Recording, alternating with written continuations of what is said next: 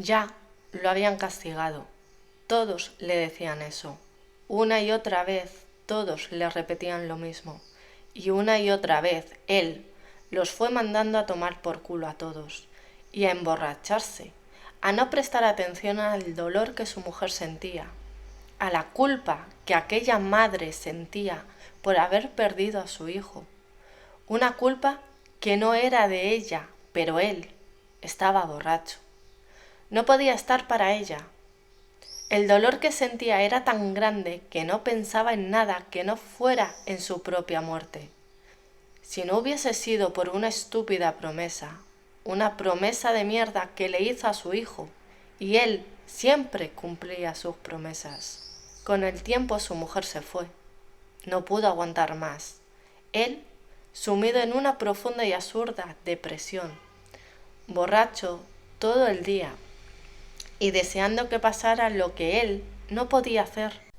Pero ahora allí estaba, en una azotea a unos 50 metros de un niño que corría con un cachorro.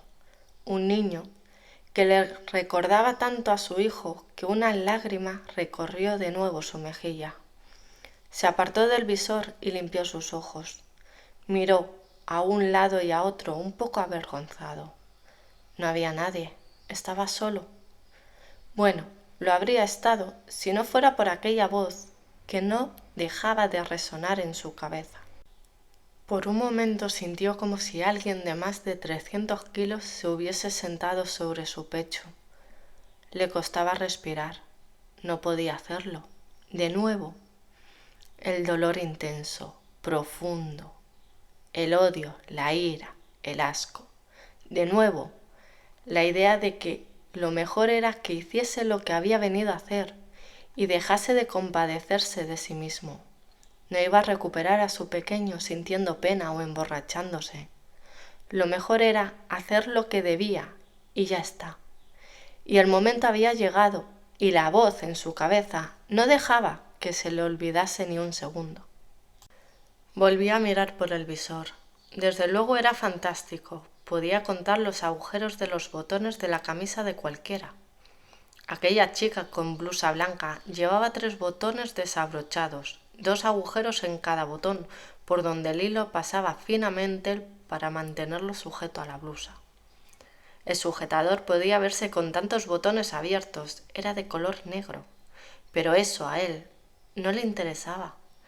Él estaba buscando a alguien. Su dedo ya estaba en el gatillo y hojeaba la plaza con calma. Por un momento recordó cuando su hijo aparecía de repente con una página abierta y le hacía buscar entre un montón de gente extraña a un tipo con gafas y camiseta a rayas. Para su hijo aquello era divertidísimo. Para él, en aquel momento también lo era.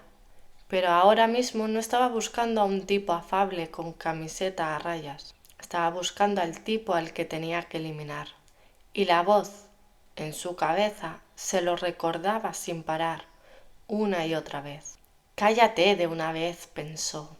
En completo silencio, siguió observando el ir y venir de las personas, sumergidas en las pantallas de sus móviles, sin verse los unos a los otros. Podría empezar a disparar ahora mismo y matarlos a todos.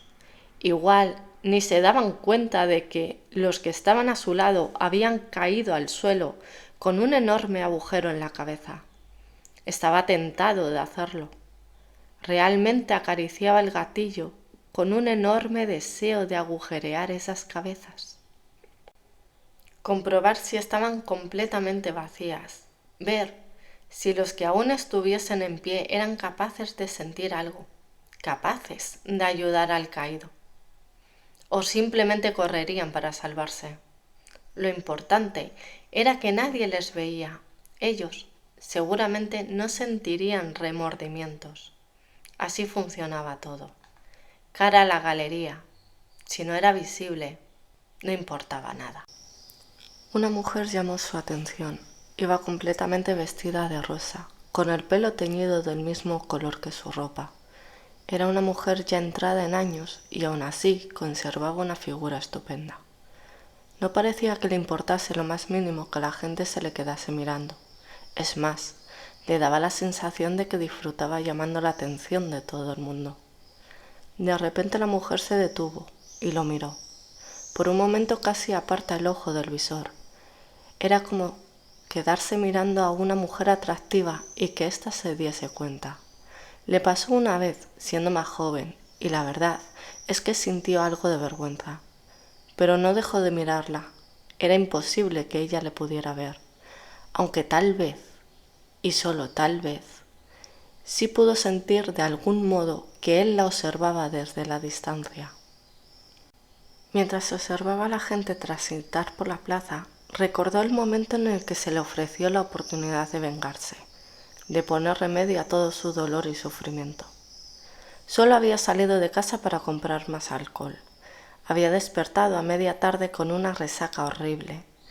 Fue hasta la cocina y solo encontró botellas vacías. No habría salido de casa de haber tenido una botella a medias, pero fue lo mejor que le pudo ocurrir. Después de tanto ir hasta la tienda, fue lo más afortunado que pudo pasarle. Aquel pequeño hombre se le acercó. Lo primero que le dijo fue que apestaba. La mirada de desdén que le dedicó no pareció afectarle en absoluto. Un tipo de 1,70 m, delgado, como una espiga de trigo seca, ya con más de 50 años y que no aparentaba haber sido nunca muy fuerte físicamente. Ni siquiera en sus mejores años de juventud. Se le acercaba y lo primero que le decía era que apestaba. O estaba loco o era un tipo valiente. En cualquier otro momento su reacción habría sido distinta y la situación para aquel hombrecillo se habría complicado bastante. Él era un hombre fuerte, bien preparado. Solo con mirarlo cualquier hombre se habría planteado que hacer un comentario inapropiado podría traerle malas, muy malas consecuencias. Pero aquel día todo le importaba muy poco y era cierto, apestaba. Tal vez hacía 3 o 4 días que no se duchaba, solo bebía, se dormía y despertaba para volver a beber. Así que aquel hombre decía la verdad.